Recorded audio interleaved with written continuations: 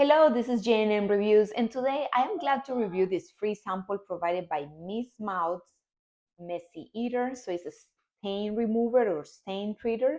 It's 4 ounces. This is how it looks, and I have a toddler that is very messy, so this helps me out removing ice cream, mm, things as fruit juice, or even poop stain.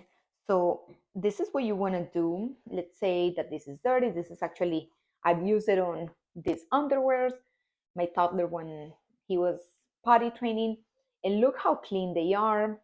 So all I have to do is um, I want to rinse off the stain with water, and then I want to spray the affected area, something like this, twice or 3 times. Then I let it sit for 2 minutes and then I wash as usual, and clothes came out completely clean. I hope you enjoy it. I hope my review was helpful, and thank you for watching.